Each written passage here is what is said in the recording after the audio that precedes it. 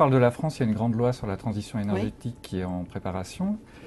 Ségolène Royal vous a confié une mission à ce propos. Est-ce que pour vous, cela va dans le bon sens?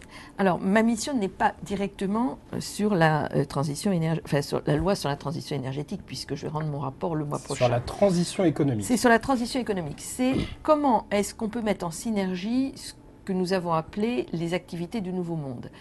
Les activités du Nouveau Monde, c'est quoi? C'est une partie de l'économie verte, mais pas toute l'économie verte, parce que vous avez, par exemple, dans l'économie verte, on met le traitement des déchets. Je ne suis pas sûre que l'incinération, ce soit franchement le signe du Nouveau Monde, vous voyez. Et puis, vous avez le numérique. Vous avez le croisement entre le numérique et la croissance verte. C'est la révolution de Rifkin, de la troisième révolution industrielle. Et donc, la mission qui m'est confiée, c'est de voir où on en est, où sont les obstacles, et qu'est-ce qu'on peut faire pour créer cette synergie. Vous allez rendre vos conclusions très bientôt, je crois que c'est début mai. Quelles sont les pistes pour l'instant que vous proposez? Alors, je ne peux pas vous dire ce qu'il y a encore dans le rapport, parce que ce serait pas correct, d'autant plus qu'il n'est pas fini, il n'est pas finalisé. Mais disons que les propositions que nous faisons vont d'abord être très concrètes. Il va y en avoir des générales et des sectorielles, parce que j'ai travaillé, j'ai auditionné toute une série de secteurs économiques qui m'ont fait des propositions. Mais je dirais que de manière générale, il y a des constantes. La première, c'est une espèce de défiance de l'État à l'égard de la société. On en reparlera peut-être tout à l'heure sur un autre sujet. On en parlera dans un des derniers chapitres de l'émission. C'est-à-dire que nous sommes dans un pays dans lequel l'État ne fait globalement pas confiance à la société civile, que ce soit le monde économique ou le monde des citoyens. L'État, il sait, les autres, ils ne savent pas, pour commencer. Ça, c'est quelque chose qui n'est pas acceptable parce que ça donne une organisation totalement verticale qui est en opposition complète avec ce qu'est le monde du XXIe siècle, qui est un monde circulaire. Donc ça ne marche plus.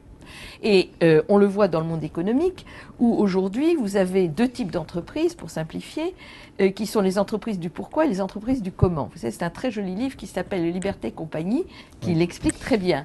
Voilà, donc on va faire toute une série de propositions. Il est question d'établir un réseau, éventuellement, entre toutes ces entreprises qui travaillent à cette transformation économique. On va voir comment... Pour essayer d'être un peu concret pour nos internautes. Oui, parce que, si vous voulez, il y a énormément de choses qui se passent dans notre territoire. Que ce soit au niveau des collectivités locales, regardez ce qui se passe dans le Nord-Pas-de-Calais avec le master plan, ou ce qui se passe dans des villes comme Le Menez ou comme Montdidier pour l'énergie. Il se passe des choses au niveau de nos start-up. On a des innovateurs qui sont formidables. Faut connecter tout ça. Mais on n'arrive pas d'abord à passer de la start-up à la PME, de la PME à l'ETI, de l'ETI à la grande entreprise. Ça, le couloir chez nous ne marche pas. Et deuxièmement, on ne massifie pas. C'est-à-dire qu'on n'arrive pas à faire qu'une bonne pratique puisse être partagée et démultipliée très vite. C'est là-dessus que nous travaillons. Est-ce que vous avez des engagements pour qu'à l'issue de ces rapports, quelque chose se passe? Parce que souvent on dit, quand on veut enterrer un sujet, on crée une commission, un rapport... Je vais vous dire, dès le départ, le groupe de travail que j'ai constitué, nous sommes une trentaine à travailler là-dessus, de tout domaine. Il y a des gens de l'industrie, il y a des gens du numérique, il y a des journalistes, il y a des gens des réseaux, il y a plein de gens. On s'est dit, on va concevoir notre rapport pour que si l'État veut rien faire, la société puisse s'emparer d'un certain nombre des propositions que nous allons faire. Donc il y aura des propositions à destination de différents acteurs. Avec ou sans le gouvernement. Voilà. Alors,